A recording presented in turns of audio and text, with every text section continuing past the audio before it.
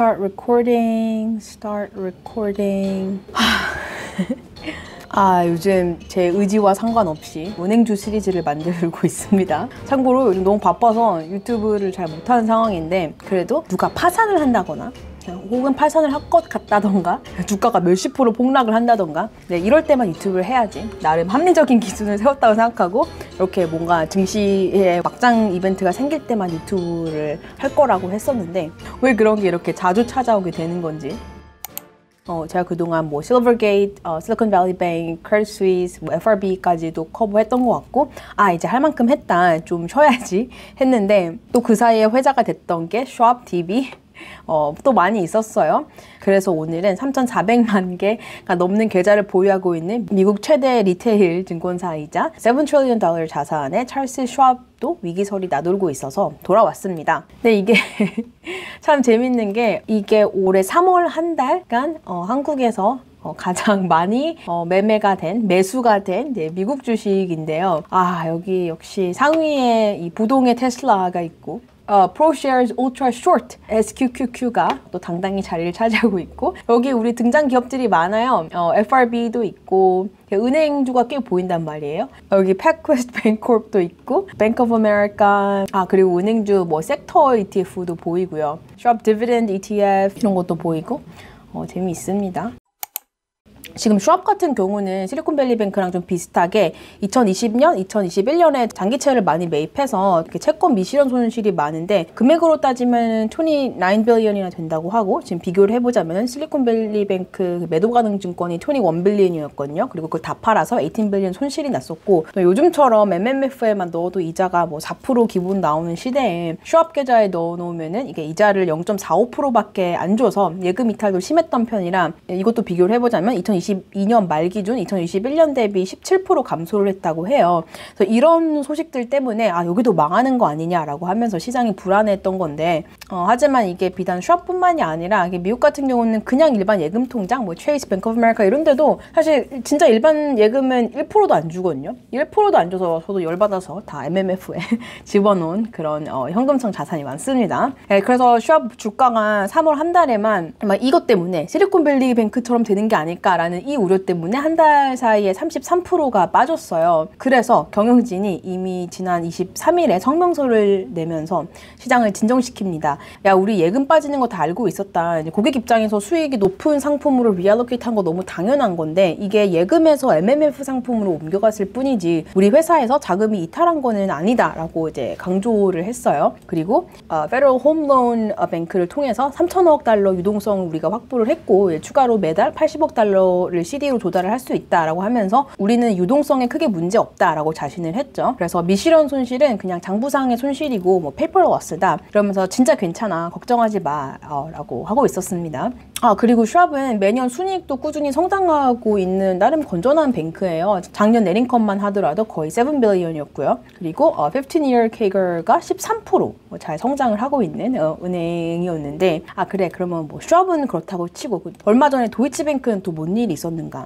여긴 또 무슨 일이었냐면, 지난 24일이 참 슬픈 날이었는데, 유럽 시장 개장과 함께 도이치뱅크는 CDS가 220bp 치솟았고, 주가는 장중 최대 15% 가까이 하락을 했습니다. 이게 CDS가 24일 기준으로 그 이틀 전만 하더라도 한 140bp대였다는 거, 주가는 지난 5개월 이래 최저점이었다는 걸 보면은 이제 급격한 변동이 있었던 건데, 또 그 여파에 다른 유럽 은행들도 줄줄이 하락을 했어요. 독일 뭐 코미니츠뱅크, 영국 바클레이즈, 프랑스 BNP 파리바, SG, 그리고 최근에 이제 CS 인수했던 UBS까지. 그래서 사람들이 미국, 스위스, 이제는 또 독일인가? 이런 생각이 들 만큼 시장에서 이 이벤트에 대해서 굉장히 민감하게 반응을 했었는데, 그런데 재밌는 건 장 마감 때 이들의 주가가 또 많이 회복이 됐어요. 종가 기준으로만 보면은 도이치뱅크 뭐 마이너스 8%, 코메르츠 뭐 5% 빠졌었고, 바클레이즈, BNP 파리바 다 4-5%대 하락 마감을 했고, 뭐 UBS도 마찬가지고, 그래서 장중 저가 대비 반 정도 회복을 한 상태로 이제 마감을 했었는데 왜 이렇게 급격하게 떨어졌다가 다시 급격하게 회복을 했었던 걸까? 이유를 사람들이 살펴봤더니 이게 뚜렷한 하락 이유가 없었다가 이유예요. There was no clear trigger.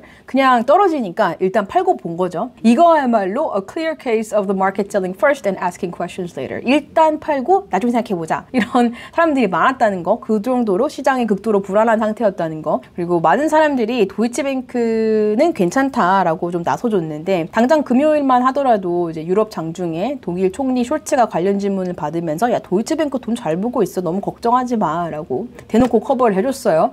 그리고 이 갑작스러운 하락에 대해서 또 한 가지 요인으로 꼽을 수 있는 게 커뮤니티에서 엄청 추측성 글들이 난무하긴 했었어요. 뭐 레딧이나 트위터 이런 데서 도이치뱅크 관련 부정적인 관점들 그리고 온갖 이 추측들이 나돌고 있었는데 이 차트를 보면은 지지난주부터 1일 멘션 횟수가 급격하게 올라가고 있죠. 야 얘네 망하는 거 아니냐라는 이런 루머들, 이런 소셜 센티멘트가 굉장히 컸었고 그리고 실제로 이런 추측만으로도 엄청난 유럽 은행주 하락을 동반할 수 있었던 게 시장에서 이미 이번 달에 실리콘밸리뱅크, FRC, CS 뭐 이런 식으로 은행 파산에 대한 두려움이 극대화된 상태였었고 도이치뱅크 자체를 보면은 자산 규모가 1.4 트릴리언 달러이고 그것 대비 CS 같은 경우는 자산 규모가 5,300억 달러였단 말이에요. 그래서 거의 3배 수준인 메가뱅크이면서 개인금융, 코퍼레이트 뱅킹, IB, 트레이딩 뭐 손 안 대고 있는 분야가 거의 없을 정도로 많은 고객에게 영향을 미치고 있는 그런 중요한 유럽 은행이고 그래서 여기가 문제가 생기면은 그냥 다시 그때 2008년에 뭐 파이낸셜 크라이시스가 다시 올 수 있는 그런 체급의 은행이 아니냐, 얘네 큰일 난 거 아니냐 이런 식으로 시장이 해석을 했었던 것 같아요. 그리고 또 불안감이 확산될 수 있었던 이유가 지난 CS 때 난리가 났었던 이 AT1 채권이 여기에서도 또 문제시가 됐었습니다. 물론 CS가 UBS에 인수합병 될 때 이거는 스위스만의 문제다 하면서 이제 다른 유럽 국가들이 계속 해명을 했었는데 이 AT1에 대한 투자자들의 신뢰가 떨어진 게 그대로 가격에도 반영이 되어서 도이치에서도 지난 14년도에 발행한 AT1 채권 가격이 지난 금요일 95센트에서 70센트로 폭락을 했었고 지금 현재 자본구조상 자기 자본의 약 13%가 AT1이기 때문에 나중에 AT1 리파이낸싱 할 때 비용이 더 들 수도 있겠다 이런 걱정이 있었다고 해요. 그리고 최근 미국 지역은행들이 흔들리면서 이게 상업용 부동산으로까지 위기가 이제 확산되는 거 아니냐라고 하는데 일단 이 시장 자체가 총 5.6 트릴리언 달러라는 굉장히 큰 시장이기도 하고 지난번에 문제가 됐었던 이 국채 미실현 손실 이런 거랑은 비교가 안 될 정도로 큰 시장인데 이 상업용 부동산 대출이 중소형 은행에 한 70%씩이나 집중되어 있었다고 합니다. 물론 도이치뱅크가 중소형 은행은 아니지만 급격하게 늘어나고 있는 이 공실률, vacancy rate만 보더라도 이거를 보유 중인 채권 자산에 안 좋은 영향을 미칠 게 뻔하고요. 그리고 도이치뱅크만 보면은 미국 상업용 부동산에 대한 익스포저가 16 billion 유로. 유럽 은행들 중에서 미국 상업용 부동산을 상대적으로 꽤 많이 보유하고 있다는 사실. 그리고 전체 대출 자산 중에서 7% 정도가 상업용 부동산이라는 사실. 뭐 이런 것만 봤을 때 nominally 시장이 굉장히 불안했던 것 같고요. 하지만 막상 잘 뜯어보면 도이치뱅크는 CS랑 비교하면 좀 억울하긴 해요. 도이치 입장에서는. 왜냐면 일단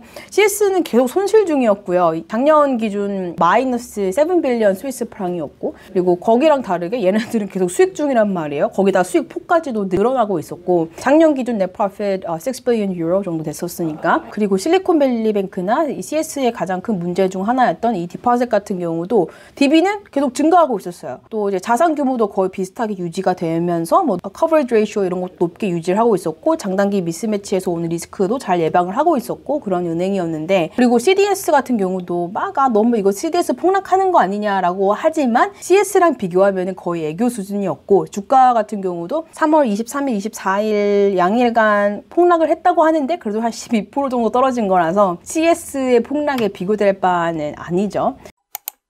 JPM에서 DB를 커버하고 있는 애널리스트가 또 여기서 한마디를 해줬는데 도이치뱅크가 이 강력한 자본 비율 Tier 1 Capital 13.4% 이 정도면은 탄탄하다. 그리고 또 예금 유출 그렇게 많지 않고 강력한 유동성 비율 이 LCR Coverage Ratio 135% 그리고 강력한 수익성. 지금 6 빌리언 이상 벌고 있지 않느냐, 뭐가 문제냐. 그리고 작년 도이치뱅크 FICC 쪽 수익만 보더라도 95억 달러였는데 이게 전 세계 상위 5위 안에 드는 수준의 수익이라서 이게 상대적으로 뭐 은행의 뭐 카운터파리 리스크나 뭐 리퀴디티 리스크 이런 게 다 없는 건데 사람들이 너무 오버하는 것 같다라고 했고요. 물론 이들이 걱정하지 말라고 해서 걱정을 하지 말라는 게 아니라 어쨌든 숫자 관점에서 보면 그렇다는 거. 그리고 CDS 급등이나 주가락에 대해서도 그냥 그 시점을 보면은 지난주, 지난주만 보면은 정말 모든 시장 참여자들이 전반적으로 리스크 온, 리스크 오프 모드를 너무 왔다 갔다 하는 그런 상태였기 때문에 거래가 좀 쏠려서 그런 것 같다. 이게 절대 은행의 펀더멘털을 반영한 거는 아니다라고 하고요. 그리고 뭐 사실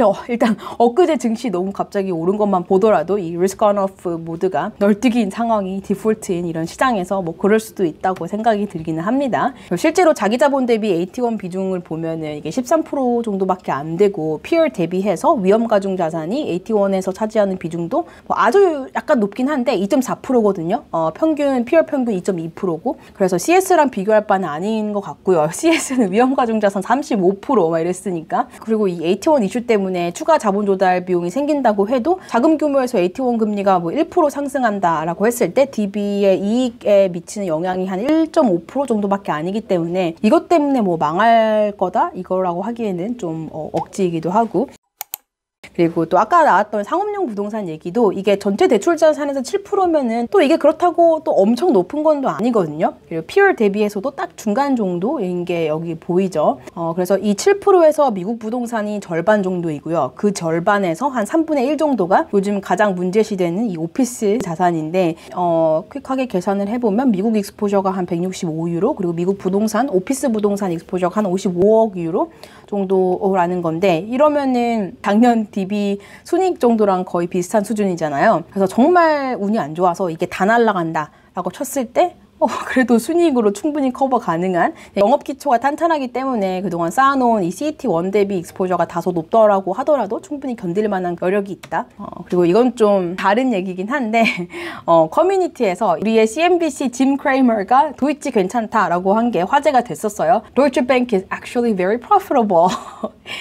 이분이 월가 짤 제조기죠. 왜 위에서 다른 애널리스트들이 한 말이랑 똑같은 말을 해도 왠지 이 사람이 하면 이렇게 불안한 건지 실제로 예전에 실리콘밸리뱅크가 톱 퍼포밍 뱅크라고 하면서 뽑았는데 그 이후 한 달 만에 파산했고 그리고 FRC very good bank라고 했는데 일주일 후에 휴지 조각이 됐죠. 그리고 이건 작년 얘기긴 한데 작년 10월에 크레딧 스위스 얘기한 적도 있었단 말이에요. 그래서 이런 짤이 돌아다니고 있습니다. Your money is safe at Deutsche Bank라고 하는데 야, 나 지금 짐 크레이머가 도이치 안전하다고 하는데 이거 나 어떻게 받아들여야 돼? 하면서 이 저승사자 짤이 돌아다니고 있습니다. 결국 포인트가 야, 짐 크레이머가 걱정 말라고 하는 은행들마다 파산을 하는데 근데 이거 어떻게? 원래는 여기에 베어 스턴즈랑 FTX도 넣었어야 되는데 거기까지 그릴 자리가 없었다고.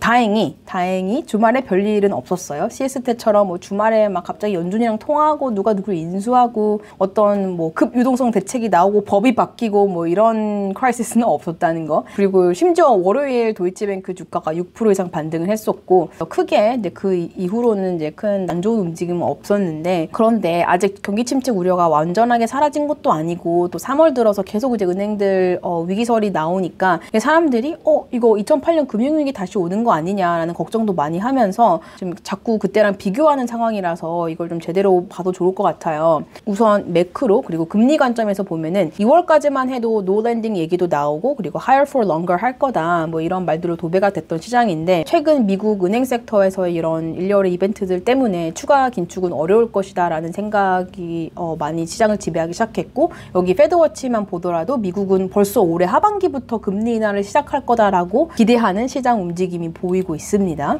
주식시장 자체는 상대적으로 안정적인 모습이고요. 하이힐드 스프레드도 2008년 대비 많이 낮아진 걸 확인할 수가 있는데 이건 뭐 지금 조금이라도 금융시장이 불안한 모습을 보이면은 연준에서 즉각적으로 이제 유동성 지원을 해줄 거다라는 기대가 이제 뭔가 디폴트로 만연하게 퍼져 있기 때문에 그런 것 같습니다. 물론 뭐 금융주는 좀 다르죠. 은행 섹터는 요즘 뭐 그런 이벤트들이 있었기 때문에 좀 많이 안 좋은 상황이지만 어쨌든 이거 과거 패턴을 좀 보면 옛날에는 이 통화정책 긴축 종료가 있고 그다음에 뭐 리세션이 오고 뭐 마켓 크래시가 있고 그리고 다시 기준금리가 인하되는 이런 패턴이었는데 지금 같은 경우는 이제 앞으로 뭐 기껏해야 뭐 한 25bps 정도 더 올릴 수 있다고 생각을 하고 있고 시장 기대치가 그래서 이 긴축이 거의 끝났다고 보고 있는데 그럼 리세션이나 마켓 크래시가 이제 오는 거 아니냐라고 생각할 수도 있지만 근데 2008년 같은 경우는 그때는 약 한 2년에 걸쳐서 기준금리가 한 425bps 인상이 됐었고 하지만 그에 대비해서 이번 인상은 거의 1년 반도 안 되는 짧은 기간 동안 475bps 급격하게 인상이 됐었고, 이게 거의 역대급으로 빠른 수준이라서 이런 긴축 강도나 장단기 금리차 역전 뭐 이런 여러 가지만 보더라도 2008년하고는 좀 결이 다르다는 걸 벌써 느낄 수 있습니다. 그리고 예전 2008년 같은 경우는 CDO나 CDS 같은 이런 레버리지 상품이 충격의 규모나 이 전염 정도를 가늠하기 더 어려웠기 때문에 파생 상품이니까. 그런데 이번에 문제가 됐던 은행들 같은 경우는 예금이 채권 자산에 대거 투자된 상태에서 실제 채권의 부도나 담보력 훼손이 적었는데도 불구하고 뱅크런이 발생을 한 거였잖아요. 그리고 또 이제 미실현 손실 경우에도 나름 건전한 채권에서 발행한 평가 손실이었고, 그래서 이 규모라든지 시스템 전체에 미치는 이런 정도 여부를 파악하는 것 자체도 훨씬 더 수월하기는 합니다. 자꾸 2008년 얘기가 나오는데 이게 뭔가 사람들이 이제는 은행들, 뱅크들 문제 있다? 그럼 거의 반사작용처럼 2008년을 떠오르는 것 같아요. 하지만 너무 많은 면에서 다르다. 일단 고용시장만 보더라도 그때는 실업률이 거의 10%, 여기 10%까지 한 번에 치솟았었고, 정말 그때 일자리들이 사라지고 채용을 안 하던 미친 상황이었다니까요. 제가 그때 졸업을 했었기 때문에 가장 큰 피해자들 중에 하나입니다. 그래서 그때 금융권을 못 가고 컨설팅에 피신을 하려 했었지. 아무튼 그런데 지금은 3%대 완전 고용 상태이고요. 그리고 또 컨슈머 크레딧을 볼 수도 있겠죠. 컨슈머 크레딧 그 디폴트 정도를 보면은 여기 2008년, 9년 거의 10년까지도 컨슈머 그 디폴트가 거의 10% 이상이 넘어갔는데 지금 같은 경우는 거의 2%대, 한마디로 디폴트가 별로 없다. 그래서 생각해보면 일단 2008년은 우리가 부를 때 일단 이름부터가 The Global Financial Crisis잖아요. 본질적으로 너무 다른 상황인 건 게 이때 당시에는 이 사태가 막장이 됐더니 근본적인 원인부터가 달라요. 크레딧 크라이시스였잖아. 시장에 돈이 너무 없어서 생긴 문제이고요. 시장에 돈이 너무 없다. 이거 너무 오랜만에 듣는 표현 아닌가요? 그게 문제였던 거고, 이게 뭐 일반 리테일 금융에서의 소비자들도 그렇고 뭐 은행도 그렇고 정부도 그렇고 다 돈이 없었어요. 애초에 그리고 부실 채권들이 너무 많이 시장에 발행되어 있었고 서프라임 모기지 사태였잖아요. 모기지가 서프라임이었대잖아. 그리고 그에 대한 채무 이행을 제대로 할 수 없는 사람들이 문제였던 거고, 론 자체가 너무 쓰레기가 많았었고 그런 게 다 시장에 풀려 있었고, 거기다가 파생 상품까지 엮여서 정말 이게 파급력이 너무 큰 상황이었고, 그런데 이번에는 크레딧 문제가 아니었어요. 지금 문제시되는 은행들의 포트폴리오는 그 밸런스시트, 은행의 밸런스시트를 보면 여기 왼쪽에 있는 그 애셋들 자체는 크레딧 퀄리티가 문제가 없죠. 롱듀레이션 국채가 크레딧 퀄리티 문제가 뭐 어디 있겠어요? 그럼 이번엔 뭐가 문제였냐? 이 금리가 문제였던 거죠. 원래 뱅크들이야 원래 하는 게 롱듀레이션 자산들을 밸런스시트에 안고 있다가 상대적으로 숏듀레이션인 이 디포짓으로 파이낸싱을 하는 구조였는데, 금리가 너무 갑자기 확 올라가면서 망한 거죠. 생각해보세요. 10년 국채, 30년 모기지, CMBS 이런 거 갖고 있는데 갑자기 금리가 너무 빨리 올라서 이 라이벌리 쪽에 있는 이 디포짓에 대한 이자 비용이 확 오르고, 심지어는 그 디포짓만 더 빠지는 상태가 오고, 상대적으로 듀레이션 방어가 잘 됐었어야 되는데 망한 거죠. 디포짓은 빠지는데 그걸 방어할 롱듀레이션 자산 가치가 금리 상승 때문에 또 폭락하고, 그걸 또 이제 어쩔 수 없이 손실 실현하고, 그래서 이번에는 이게 크레딧이 망해서 크레딧 크라이시스가 아니라 애셋 크라이시스다? 이렇게 표현할 수도 있을 것 같고, 그래서 2008년은 은행 시스템 전반적인 시스테마틱한 문제였고, 아무튼 이번에는 2008년은 아니다.